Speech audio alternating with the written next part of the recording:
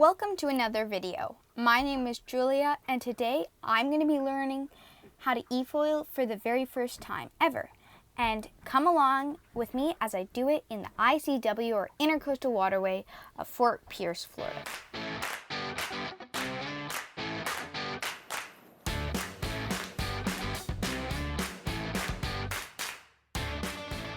Thank you so much to Damien, Leroy, and the team at eFoil for helping me get out on the water on these lovely products and continue doing all of your hard work. Okay, now back to the video.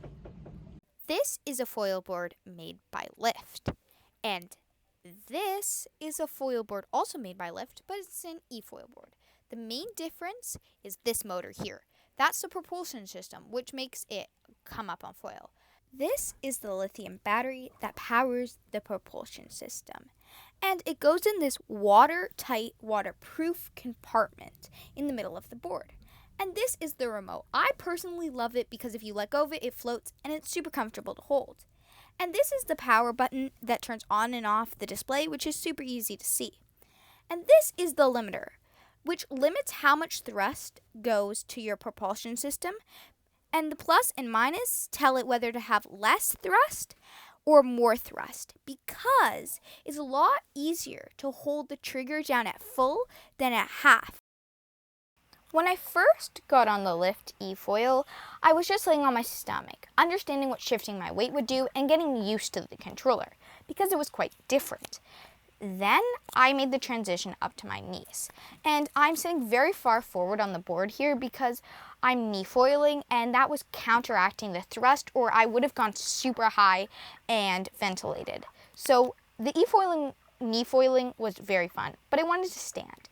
And so I would give it thrust, and then I would let go of the thrust, and I would automatically go down. There was no gliding.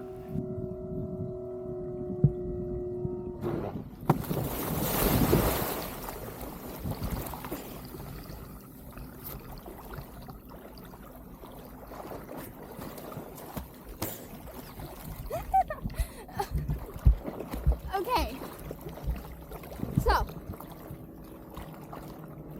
that was crazy. The board ventilated. I was too high on foil. So it took me about 25 to 30 minutes to kind of learn the correct weight placement and the right flight height so that it wouldn't ventilate. But overall, it was a really fun learning experience, and it wasn't too long, and it was very enjoyable. Now I'm going to move on to 2 questions. Question number 1. What did you find most difficult to get used to? Well, I'm going to start off by saying it's different for everybody, but for me, I would say the controller and the trigger.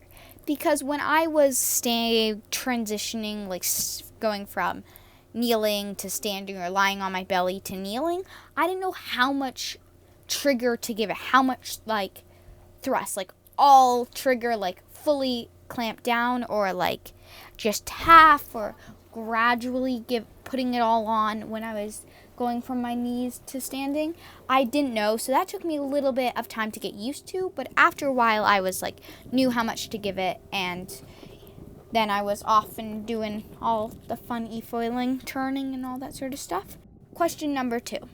What did I find most surprising?